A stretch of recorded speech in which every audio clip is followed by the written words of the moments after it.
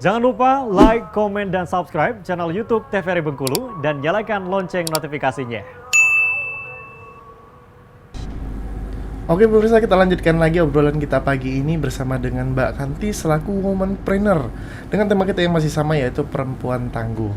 Mbak Kanti tadi udah berbicara tentang usahanya, mungkin perjalanannya ya gitu.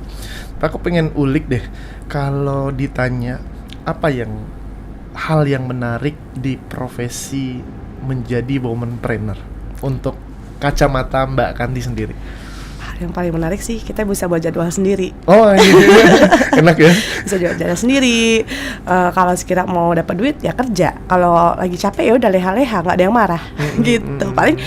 Paling balik lagi kalau kebanyakan leha-lehanya, banyakan santainya nggak dapat duit. Intinya gitu aja. Nah, kalau Gen Z dan milenial sekarang tuh kan banyaknya kan pengen, wah aku pengen jadi entrepreneur nih, pengen jadi apa nih gitu kan. Jangan pengennya aja, jangan di mulut aja, gitu. Coba dirasain dulu. Nah, kalau pesan-pesan Mbak Kanti untuk orang-orang yang maksudnya pengen menjajal atau bukan pengen sih, maksudnya mau mendalami di dunia bisnis, entah itu berdagang, entah itu baik itu di jasa atau di food makanan atau Mbak Kanti sendiri kan semua ya gitu ya kayak gitu. Sebenarnya sih bagus sih kalau kita punya jiwa pengen gitu loh, punya cita-cita pengen menjadi pengusaha, itu bagus banget gitu loh. Jadi kita tidak bergelantung dengan tes-tes yang ada, bukan berarti itu tidak penting, itu juga penting basicnya gitu kan.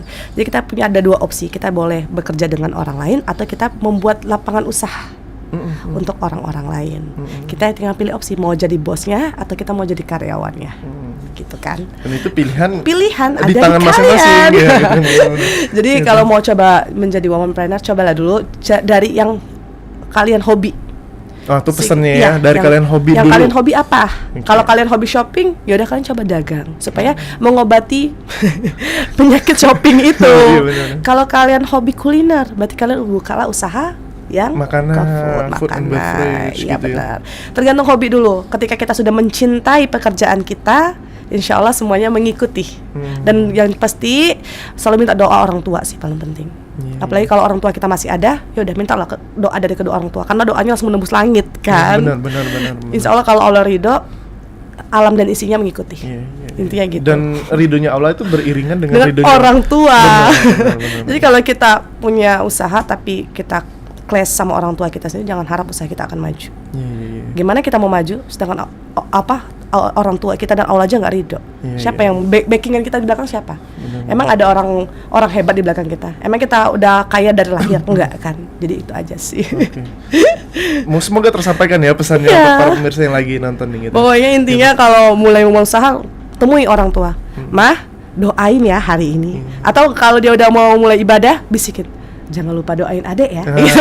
Diselipin, ingetin. Karena insya Allah semuanya gampang sudah. Dan Mbak rasain sendiri? Rasain gitu. Kalau nggak ada ridho dan restu kedua orang tua, support power aku yang luar biasa, mungkin aku nggak sampai sekarang. Mungkin aku nggak bisa dapat goal-goal yang aku mau, dapat ini, dapat itu, dan semuanya itu lancar banget kayak jalan tol. Walaupun setelah itu ada hujan yang lebat, ada badainya juga yang harus ditempuh. Ada yang luar biasa karena belahan jiwa saya lah yang gitu. Gitulah.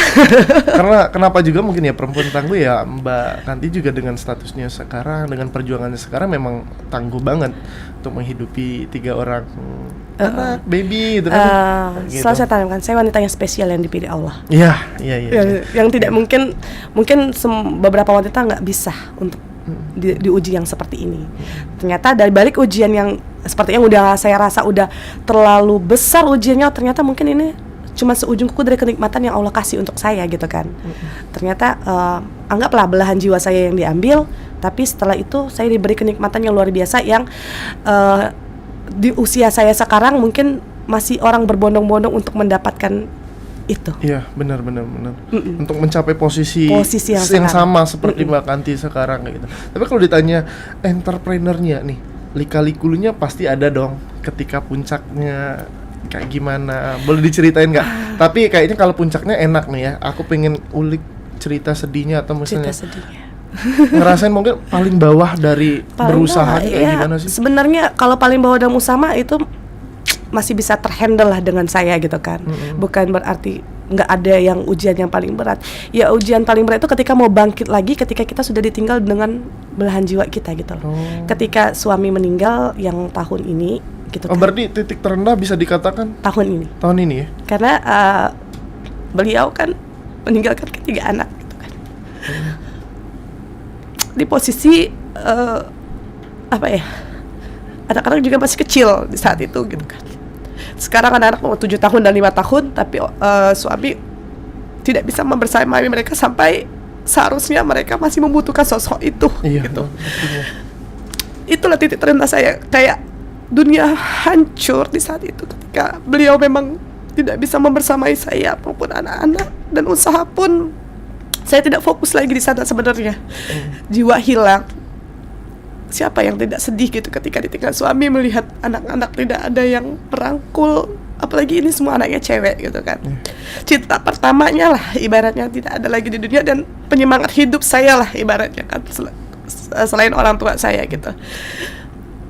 Yang memang benar-benar titik terendah, kayak nggak mau kerja lagi, nggak mau ngapa-ngapain lagi, pokoknya mau standby aja.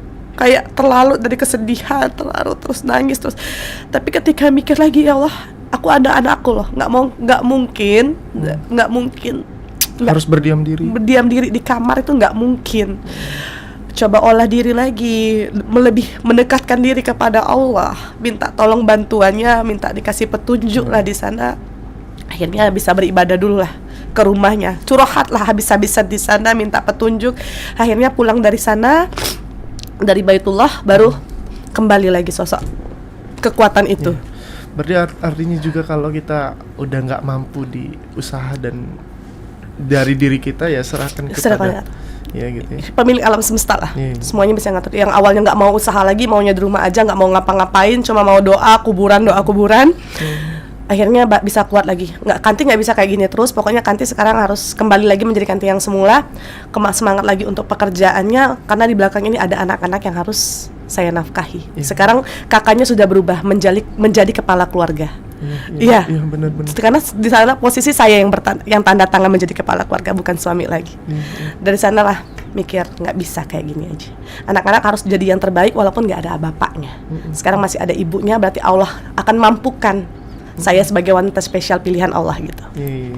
Artinya walaupun titik terendah seperti apapun, berusaha untuk bangkit gitu ya. Mungkin dengan doa dan curhatan. Iya, curhat. Kalau jangan curhat sama teman. Nanti dia cuman curhatnya ke Allah ya. Iya, langsung curhat ke Allah aja. Kalau sama teman, sabar. Enggak ada petunjuk. Benar, kadang di belakang kita, "Wih, galau dia," katanya gitu kan. Kita pula yang diupek.